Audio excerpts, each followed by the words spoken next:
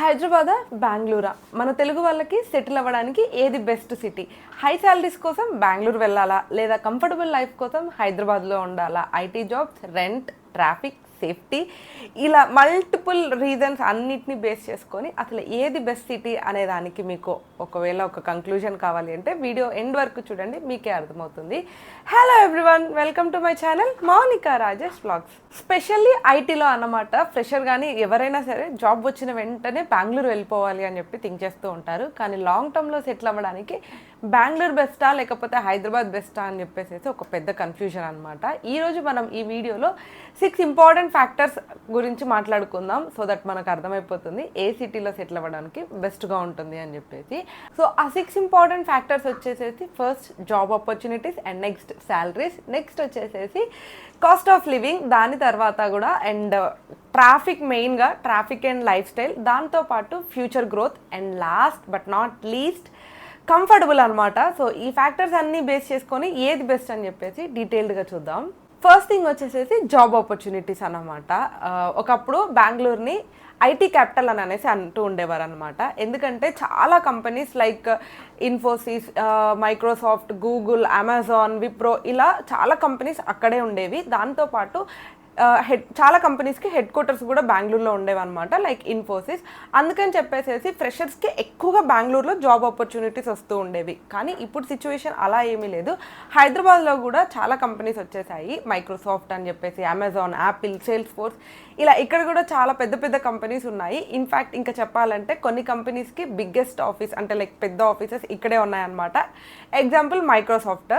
So మనకి కూడా ఇప్పుడు లేటర్ ఆన్ అప్పుడు 10 years బ్యాక్ సిచ్యువేషన్ ఇది, ఇప్పుడు ఇక్కడ మంచిగానే ఉన్నాయి. ఇక్కడ కూడా జాబ్ ఆపర్చునిటీస్ చాలా మంచిగా ఉన్నాయి. ఒకప్పుడు ఐటీలో ఏది విన్నర్, ఎక్కడ నువ్వు బాగా సెటిల్ అవ్వగలవు అని చూస్తే బెంగళూరు అని చెప్పేవాళ్ళు. బట్ ఇప్పుడు హైదరాబాద్లో కూడా almost equal level of opportunities ఉన్నాయి.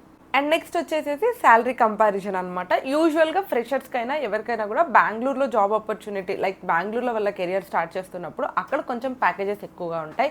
ఒక ఫ్రెషర్కి ఐటీలో బెంగళూరులో జాబ్ వచ్చిందంటే వాళ్ళ ప్యాకేజ్ అరౌండ్ 4.5 lakhs నుంచి 7 lakhs ఉంటుంది. వేరేజ్ అదే ఫ్రెషర్కి హైదరాబాద్లో జాబ్ వచ్చింది అని అంటే వాళ్ళకి 4 to 6 lakhs ఉంటుంది అనమాట. శాలరీ ప్యాకేజ్ పెద్దగా డిఫరెన్స్ ఏమీ ఉండదు, కానీ ఎక్కడ డిఫర్ అవుతుందంటే కాస్ట్ ఆఫ్ లివింగ్లో డిఫర్ అవుతుంది.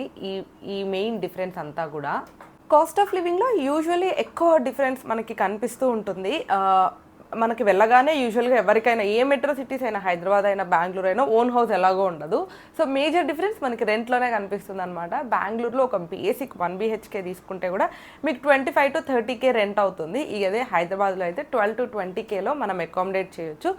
2 BHK తీసుకున్నా కూడా అలాగే మనకి ఈజీగా 10 to 15K రెంట్లోనే డిఫరెన్స్ కనిపిస్తుంది మనకు వచ్చే శాలరీస్లలో.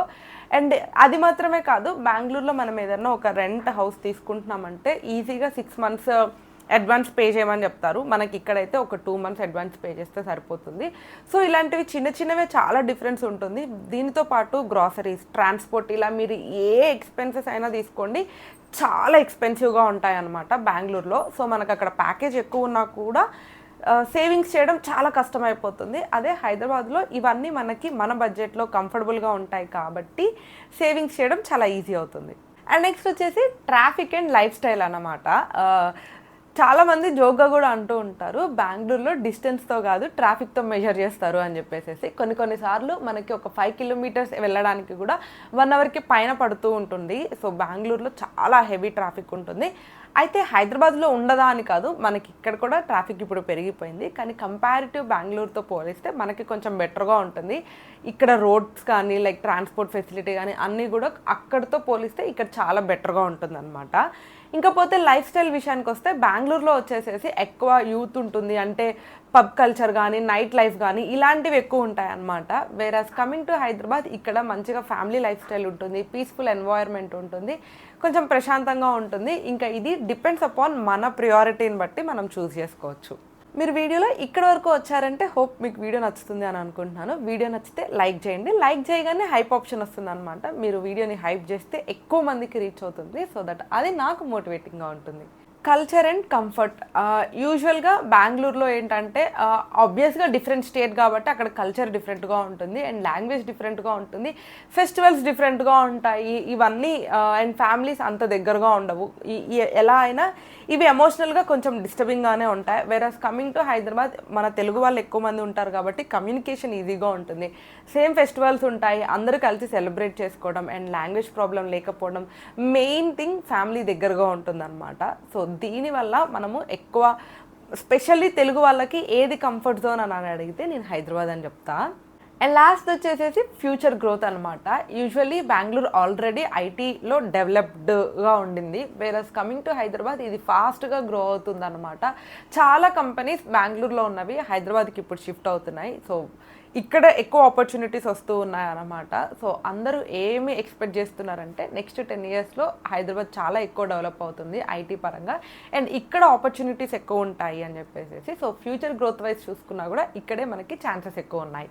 సో నా ఫైనల్ వర్డిక్ట్ ఏంటంటే జాబ్ ఆపర్చునిటీస్ వైజ్ చూసుకుంటే కూడా బెంగళూరుతో పోలిస్తే హైదరాబాద్లో మంచిగా ఉంటుంది. అండ్ ఇంకపోతే శాలరీస్ బెంగళూరులో ఎక్కువ ఉంటాయి, but whereas coming to cost of living Hyderabad చాలా మంచిగా అంటే కంఫర్టబుల్గా ఉంటుంది.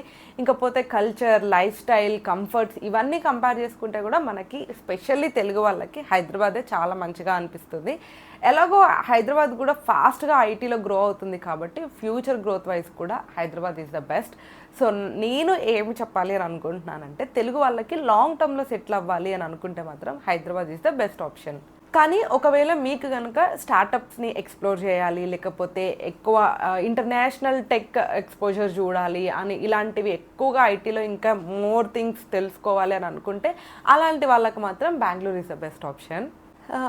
సో ఫైనల్గా ఇంతకీ మీరేమనుకుంటున్నారు? హైదరాబాద్ బెటర్ ఆప్షనా, బెంగళూరు బెటర్ ఆప్షనా? కమెంట్స్లో చెప్పండి. అండ్ వీడియో నచ్చితే లైక్ చేయండి, ఎవరికైనా యూజ్ అవుతుంది అని అనిపిస్తే షేర్ చేయండి. Don't forget to subscribe. Thank you for watching till the end.